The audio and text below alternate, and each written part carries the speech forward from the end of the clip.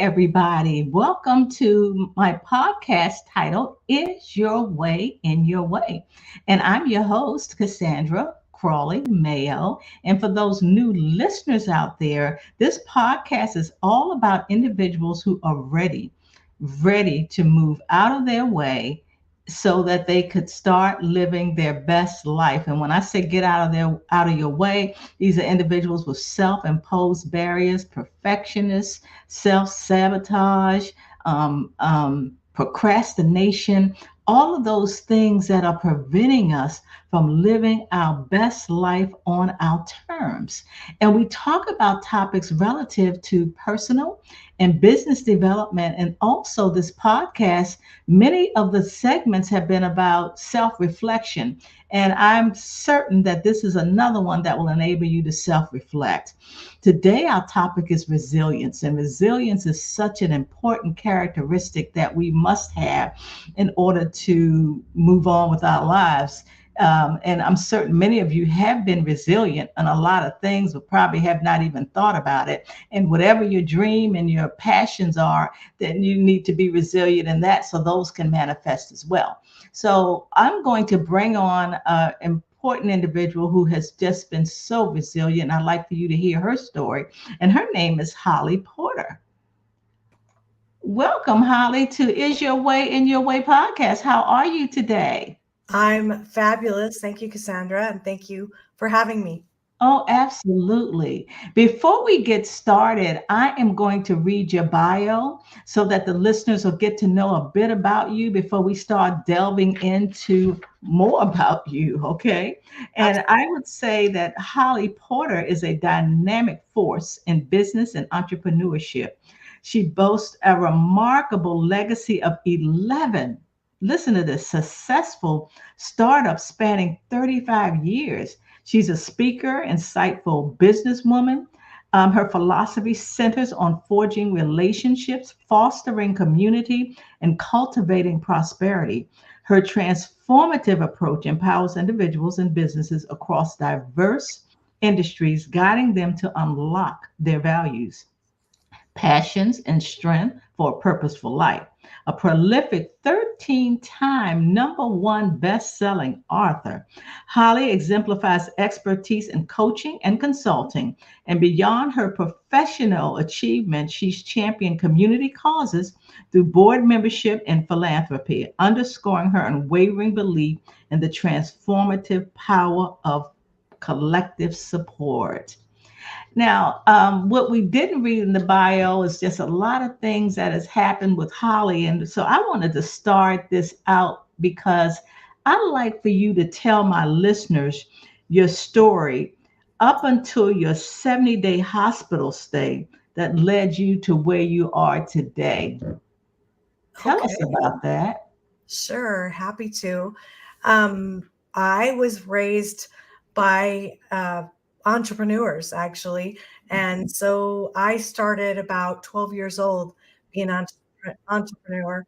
And Wow. I don't think it's stopped since.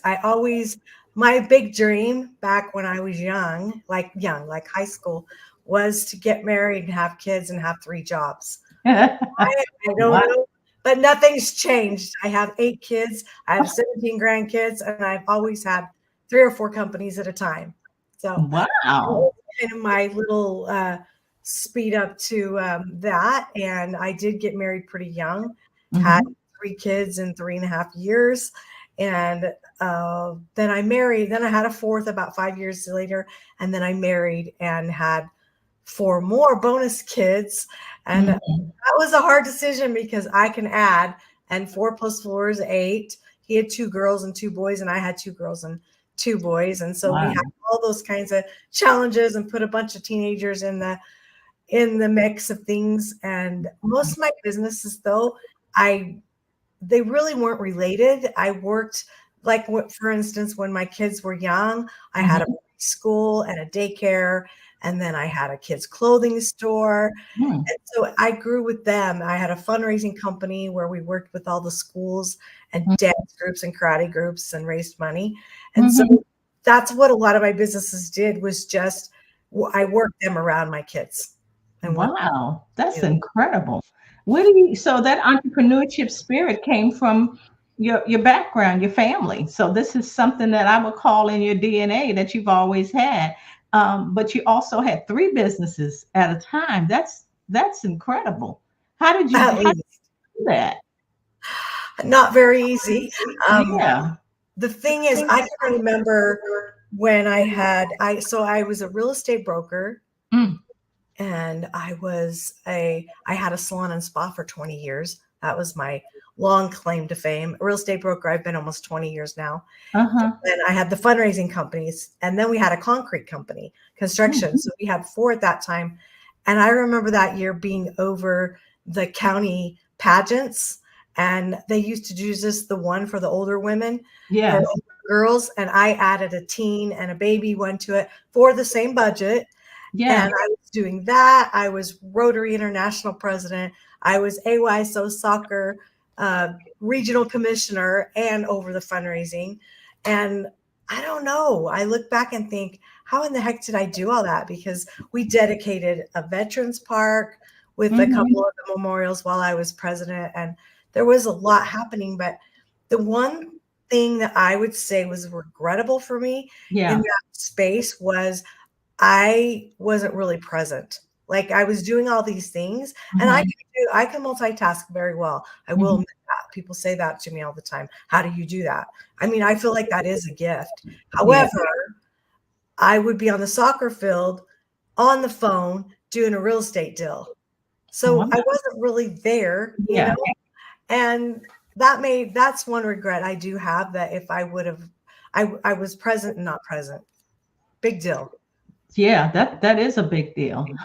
So, obviously you started becoming present and what you've been doing. Why is that? Why was that? What caused that pivot for you to be present? I don't feel like I got present until I got in the hospital and put in a coma. And I Mhm. believe God, for me, is who I speak to, was put me there. I think he put me there to slow me down. I Mhm. couldn't go anywhere. And so I think that that's when things shifted, was Mhm. after, because my whole life changed. Yeah. My daily routine had to change because my health changed. I was really a healthy person prior to that. And now I Mhm. suffer from long COVID. So, Mhm. Now, am I correct in saying you had two near-death experiences? Was it? yeah. All right. What were So, they? so let me share, first of all, I didn't know this for a long time. I just learned this in the last year. So Okay. there's three different things. I was in a coma. I was in the hospital for 70 days, and they put me in a coma most of the time, which was a Mhm. good thing because I lost all my senses. They tie your hands to the bed so I couldn't touch. The smell and the taste were gone from COVID. Mhm. I'm past legally blind, so if I didn't have my contacts in, I couldn't see who anyone was. And then the Mhm. ventilator, for some reason, took 90% of my hearing. So all I would hear is like the Charlie Brown teacher. Remember that? Wah, wah, wah, wah. Yeah. Uh-huh. That's what Uh-uh. I would hear. So it was miserable. And so I was grateful I was in a coma most of the time. But what I learned is there's out of body experiences, which I have Mhm. many.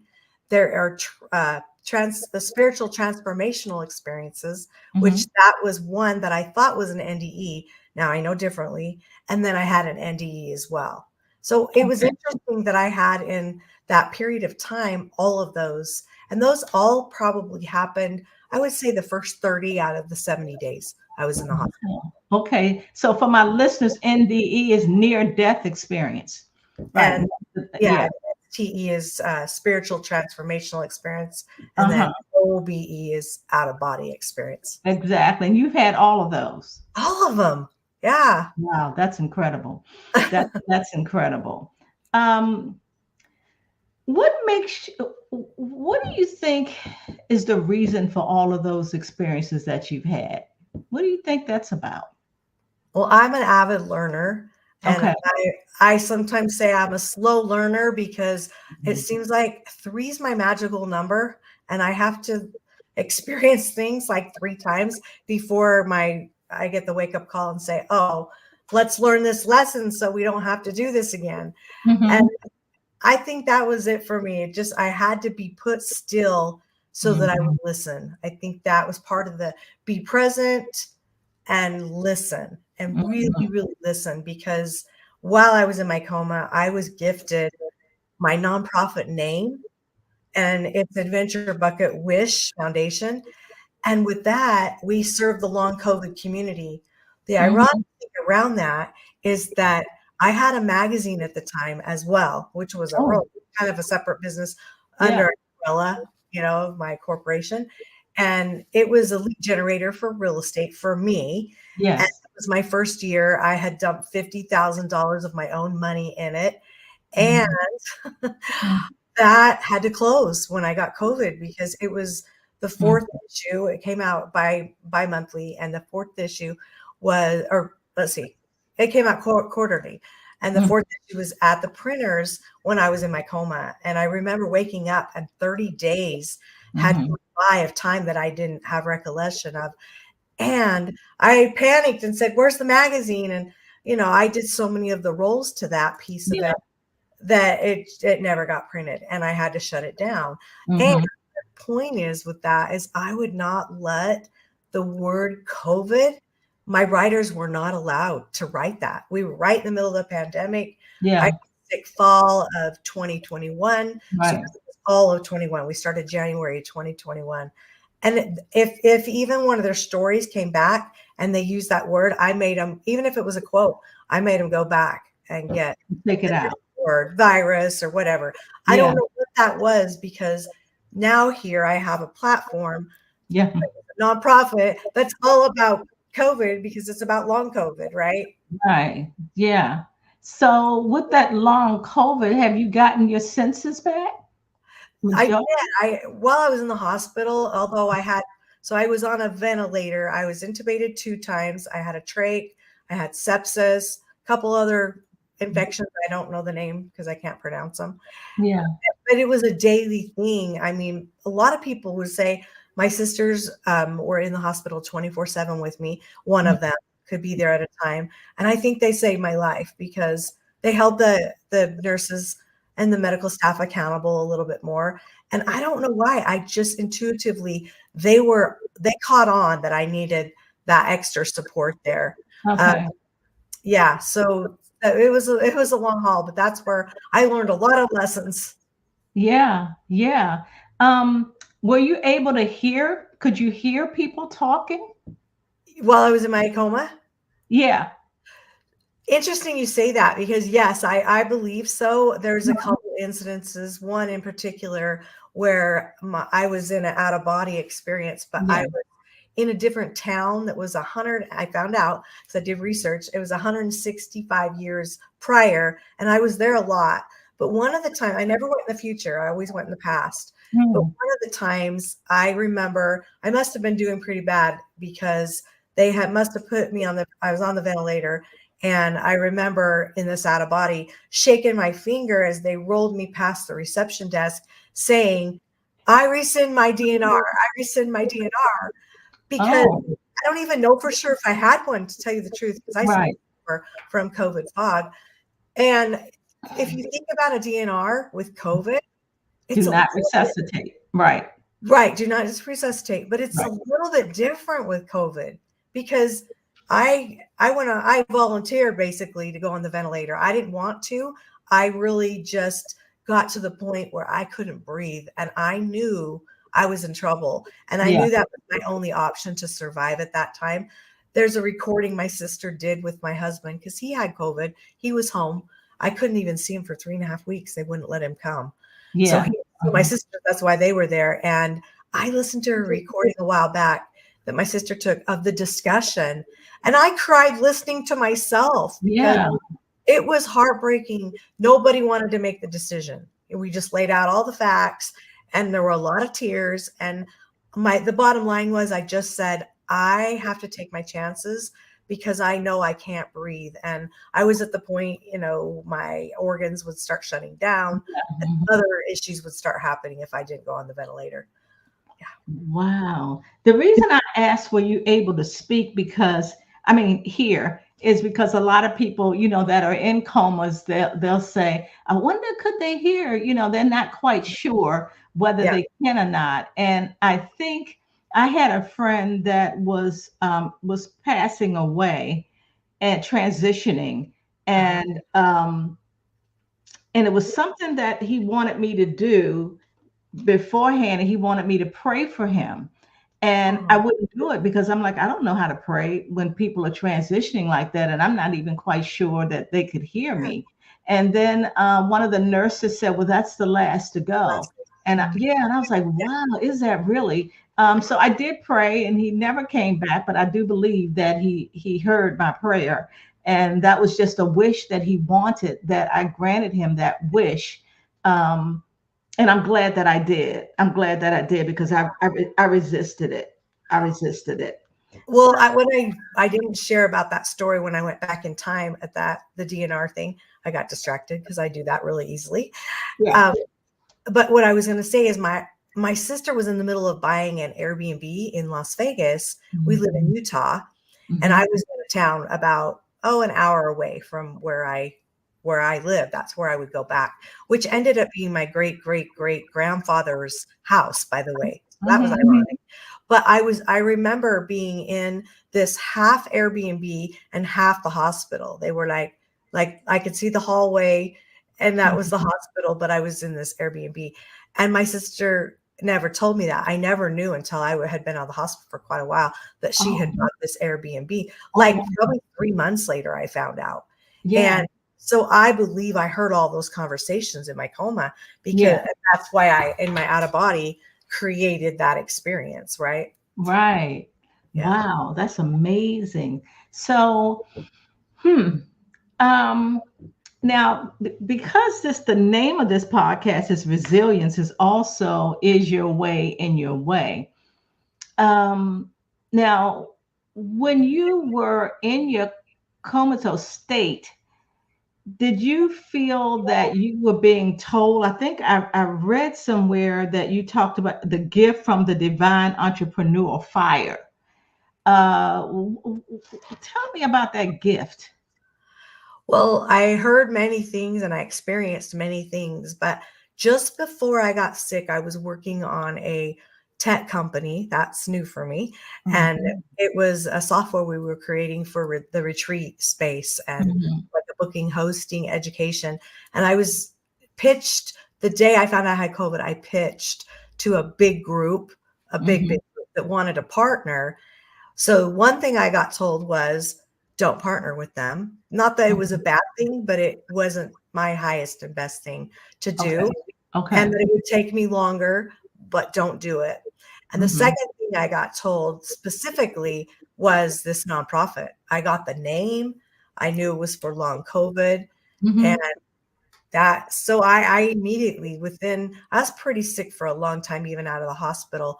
Yeah. Within 3 months, I had both of them incorporated. We ended up getting our 501(c)(3) in 25 days, which is Mm, unheard of. mm, mm, mm. That's That's the nonprofit amazing. status. So, yeah, Yeah. I knew there's so many miracles I can share. I mean, Mm. I didn't have insurance my whole life. 2 months before I got sick, I got insurance, and I had $1 million hospital bill.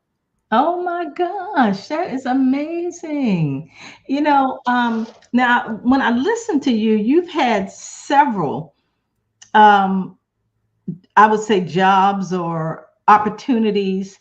And my listeners, there's some listeners that have a desire to have a business, and they can't even get there because of those self-imposed barriers. Yeah, And even when you were sick, you came out doing things. I mean, you acted, you took action, because that's the only time things will happen, if you take action on it. absolutely. And because in your, I don't want to say prior life, but before all of this happened, you had that entrepreneur spirit anyway. Right. Now, as a result of all that happened, you could have just, which I've known people that had COVID, they just sit around, they don't really do a lot. I don't know, it's like doomsday, you know? Yeah. Um, so what do you think um, calibrated you to continue going? Is it because Well, of things you heard? Yeah, and this is how I look at it. If God was willing to save my life, I mean, there were experiences that I met with medical professionals after when I was getting better at appointments and asking them, why is there only two of us in the pulmonary rehab program when the COVID's so big? And she turned around and looked at me and said, because they don't live to need it. And I was so humbled by that because it was like, if God's going to save my life and he's going to give me a purpose and he's going to give me something that I never felt like I really had a purpose or that why. I mean, Yeah, yes, I had children, I had other, I had lots of good things to live for, but to lay it out for me, I mean, dang, if I'm not going to do that, I'm not going to waste one day because we don't know how long we have here. right. And all the diagnoses started coming in within a couple months after being out of the hospital for the long Mhm, COVID. mhm. And, one of those were life threatening. I mean, a 2 to 4 year lifespan that they told me. And I'll prove them wrong because Right, that's who I am. that's right. Exactly. It was scary, right? Yeah, You go Google your diagnosis and you're dying no matter what on Google. Don't do right. that. Wow. That's something because we have millions of people living today. And if you live to wake up tomorrow, and initially you said you weren't present, but I call that a present. I call that a gift. And if we don't take advantage of the time, and I don't know if advantage is the right term, but I do believe we're all here for a reason. We're to fill our purpose-filled life, but yet many of us are not quite sure because a lot Yeah. of us are still trying to figure out, well, what's my purpose? And they're different purposes. It doesn't have to be a big purpose. Little purpose is just, we all have different purposes. Yeah. So I think that is amazing, incredible. And I keep saying that because you didn't, because of your mindset, you just determined he's given me this gift and I must continue my journey. I did have a nurse Uh-huh. that told me came in the second innovation. So they took me off for 24 hours and I just couldn't keep my oxygen up. And it was hard. I mean, Yeah. it was really, really hard. And I was trying. I really was trying. And she came in and she just like said, pointed at my head and like, this is all in your mind. This is that. Your sisters told me that you're a speaker and you do tons of personal development. If anybody can go get through this, you can. And it kind of gave me that. I mean, she was stern, but it gave me that pep talk to Yeah. go, yeah, I can do this. And Right. Wow. Now, your goal, and I'm curious if this still your goal, is to empower individuals and businesses to achieve their full potential, promoting growth and prosperity in their businesses. Is that still your goal to do based on all that you've been through, or has it changed a little bit? no, I would say those are up there. I do high level women, like it's a mastermind, but it's a retreat mastermind because it goes along with my software. And so we do for each quarter, we go, and that's really what I'm looking to do. Prosperity to me isn't all about money. I was Mhm, never motivated by money my whole life. And now, because I went through a lot of things the last couple years, healing and a yeah. lot of horrible things. Like I think like many days I would say, in my prayers, why did I live to deal with this hell, so Mhm, to speak?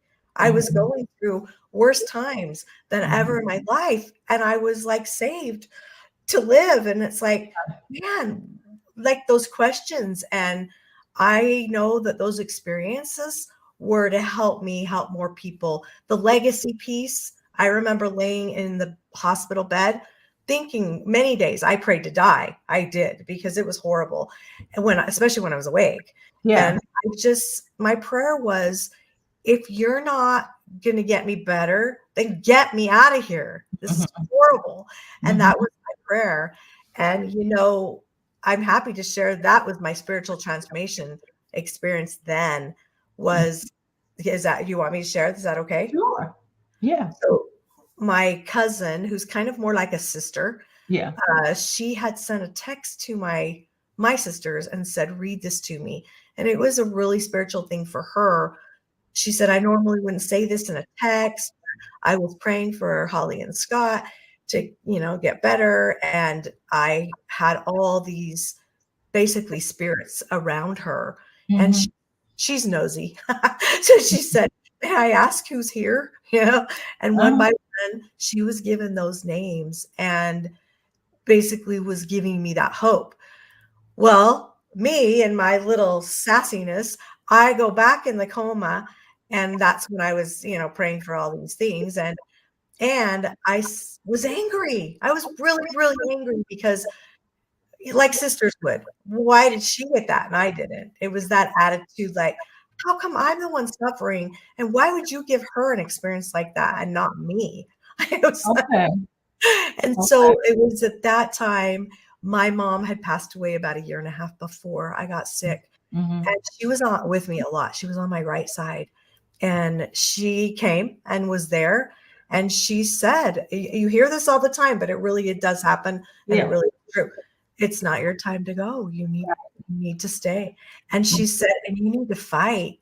And when she said that, in front of my bed, all my grandparents that have all passed on, all in white, everybody in white had passed on. So I had a brother, sister-in-law, my grandbaby died 6 months before, my mom, my grandparents, my favorite aunt, Mm-hmm. and they all appeared and they started chanting, "Fight, fight." Mm-hmm. Every time they would say fight, a whole nother group of people would appear behind them. So, my husband was there, my kids, my friends, and Mm-hmm. it went back, and my siblings, and it went back as far as I could see. And every time they would chant that, this Wow. other group, and the other group that I didn't recognize, all those people, I mean, as far back as I could see, like if you were looking in a mirror to eternity, it Yeah. was just people everywhere. I know now those were all those people on the prayer rolls and all the places that people had asked for prayers in my behalf on social media. Those were people Mm-hmm. I didn't even know praying for me. And so Mm-hmm. I knew at that time that was a pivotal moment that I was going to live. And so from then on out, I didn't pray to die. I just prayed to get better, and I knew I had some things to do. Yeah, absolutely. And even you did have a DNR, right? Do Well, not, I did gotta you? find out. I thought I did, but Yeah, regardless, I didn't want one. right. I remember you Yeah, saying, passing by, saying, yeah, I what? resent it. Right, exactly. Rescind my DNR. That, Yeah. wow, that's incredible. And Now, dealing with COVID's so different if you think about it. It's not like I got in a car wreck and I was brain dead and I was on life support, right? right, yeah. I was there. And I remember they had to like bring an alphabet. I couldn't even hardly lift my hand. It was a miracle when I could lift my phone. Then it was a miracle when I could lift my iPad because I was so weak. Hmm.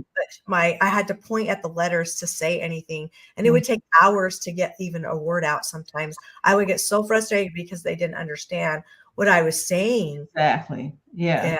Yeah. Yeah. It was so it was fun because I Wow. couldn't talk until I got the trach. When you get the trach, then you can talk. Not very well, but you can talk. Yeah. Wow. That's something in itself, because something's in your throat. So that's kind of weird. It seemed like it would be difficult to Yeah. talk. And And they keep you very drugged because when you're in a coma, I guess if you're in pain, I didn't remember that, but if mhm, you're in pain, not being drugged up so much will bring you out of the coma. And they need some of the time they were in a paralyzed, I was in a paralyzed coma to heal. And so, mhm, yeah, mhm. Wow. So, okay. So now you have the foundation, right? Are you right. doing the real estate, or that's gone? I You're still not, do real oh, estate. you do. I Okay. don't I mostly just work with buyers and referrals, and so I Okay. do it when it comes because it's always, it's pay my bills. There was a lot of income loss while I was sick. Yeah. I had the biggest transaction just about 6 weeks before I got sick that I'd ever had. I mean, it was like that was another miracle because I had that extra money, and I ended Exactly. up having an insurance policy that was for major like ICU stay, and it Yes. also cancer policy. Those are the only insurances I had. And Mm-hmm. it was a miracle how we found out that they covered that. I ended up getting like $27,000 because I was in there so long. And Yeah. that cash, that wasn't That towards was hospital bills. towards the hospital.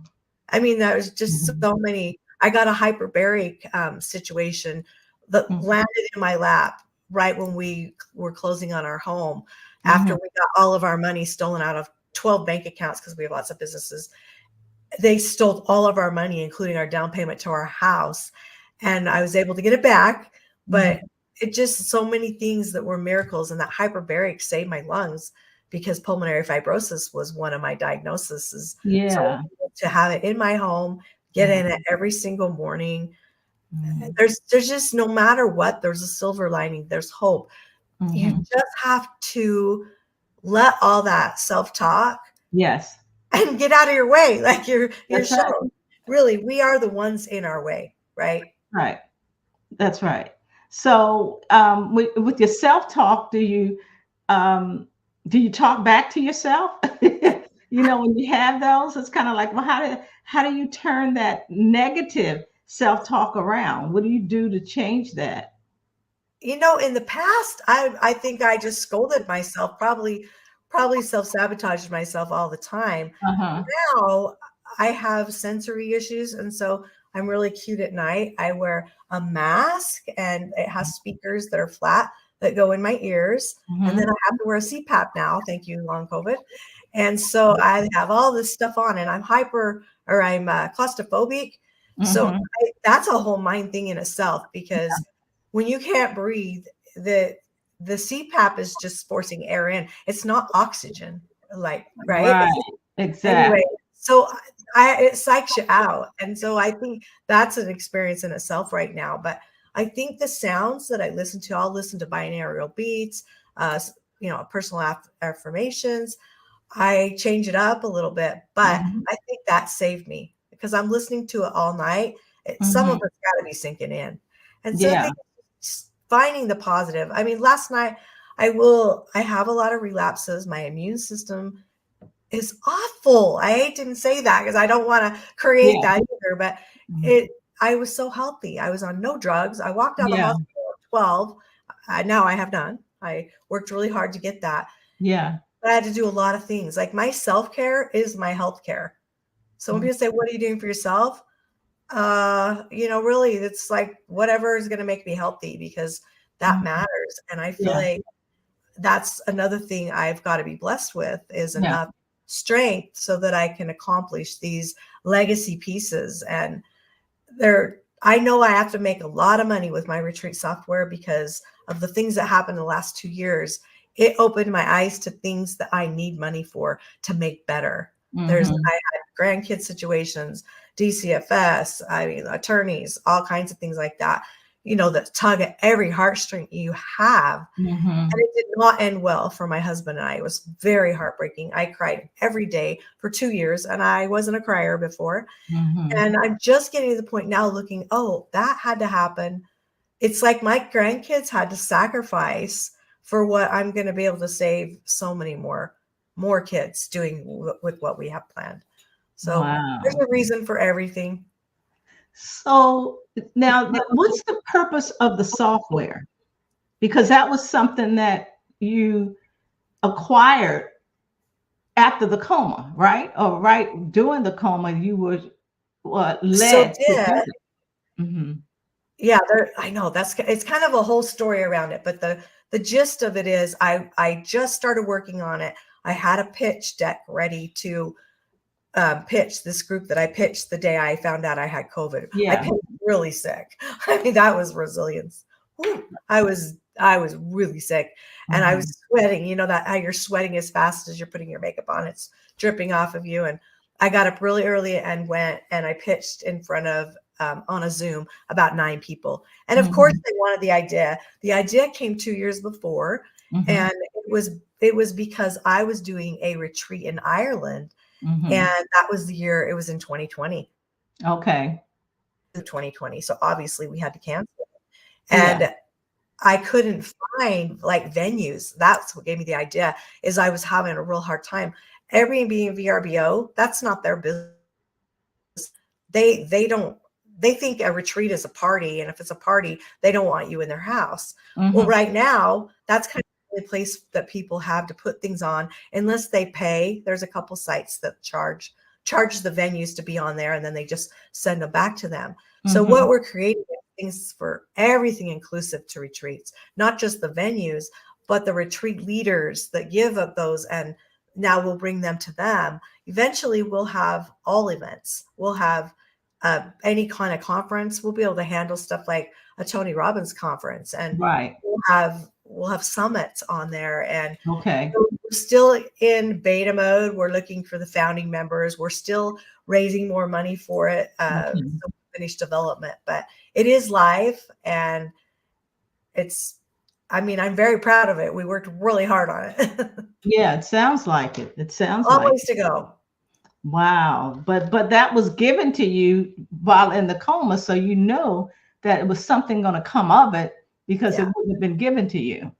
Yeah. I basically was told, don't partner with that group. Right. It'll take you longer, but Mm-hmm. it'll be worth it. And Mm-hmm. I just have to keep replaying that because it's been, way over 2 years now, and Yeah. we are live, but Yeah. yeah, there's Wow. still a lot of development to do. Wow. And the philanthropy piece to that is our nonprofit. So eventually, Mm-hmm. I'm struggling trying to juggle both businesses, and Mm-hmm. the nonprofit I didn't set up to make money. I want it to be To to help. serve the people that I am, right? Yeah. The COVID And it, and the sufferers. struggle is with it. Nobody wants to hear about COVID. They're sick of it. And they Mm-hmm. don't realize, and you probably don't realize, there's 65 million documented cases of long COVID. That's a lot of people. That is a lot. That is a And whole there's lot. 200 symptoms that are linked to long COVID. And Mm-hmm. so someone's listening and they're going, I have all these issues now that I didn't have. Mm-hmm. I thought after I got COVID, they're just not connecting the dots that they probably do have long COVID. There's cancers like I've had melanoma cancer twice in the last 2 years. Oh my God. And so there's, I mean, just the symptoms. I have eye floaters. My ears ring all the time, and that's why I wear the binaural beats with the speakers in my Yeah. Yeah. right, because I'd rather hear that than your ears. And sometimes it's like a siren going off, and that alone can make people crazy. I've read Oh people yeah. commit suicide just from having tinnitus. Right, right, right. And that's why this is a perfect name for this podcast. You are certainly resilient, and just your stories, it appears that people will want to hear the story, but if they don't want to hear the COVID, it's Right. going to be pretty difficult for you to even share your story. But you are definitely a testament to the long-term COVID and what it can do, and your foundation could be of service. That's what it's for. That's what Uh, it's for. yeah, that's exactly what it's for. One thing that I think people need to also realize is I was extreme. I was the case that didn't walk out of the hospital. And people, I have people, in fact, I interviewed a guy on my podcast, his wife, that's a whole other story, really, really bad. Even had a baby in the hospital while she was there 4 months with Mm, COVID. But he got COVID, never had any symptoms, but he has long COVID. So there's no rhyme or reason. No two mhm. cases are the same. Doctors have no clue. When I go to the new doctors, they tell me, I learned from you. And I'm Yeah, thinking, well, then let me bill you. exactly. Exactly. That's But a they don't know. And they think it's kind of like the old fibromyalgia when that kind of became a thing. So many yes. doctors and that people are all, oh, that's not a real thing because Right. there's not a test that can say, yes, you have it. I mean, Hmm.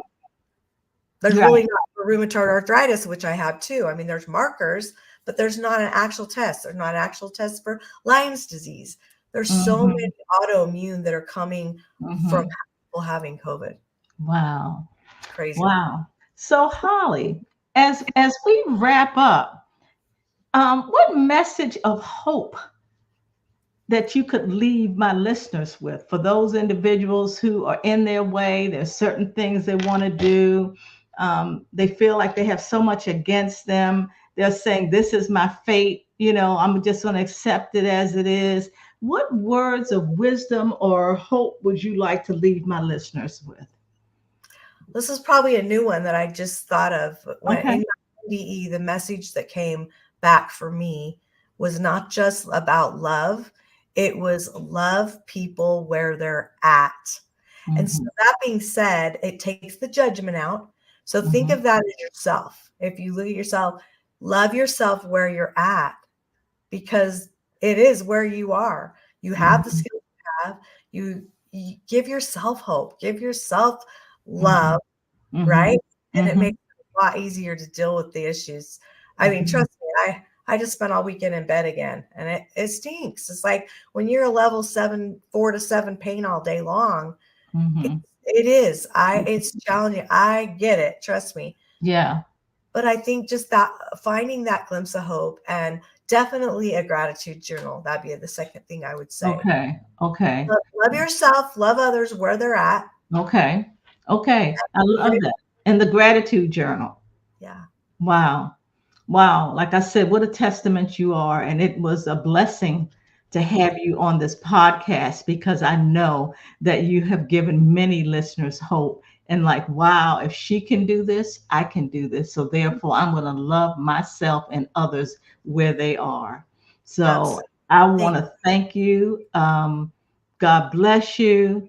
I always tell my listeners, I never say goodbye. I always say bye for now. And I will say that to you as well, Holly. And again, I just want to thank you for your time, your nuggets, and those sparkle of diamonds that you've given. And I know there's somebody that you've given hope to. And I thank you for that. That'll make Okay. my day. Thank you. Yes.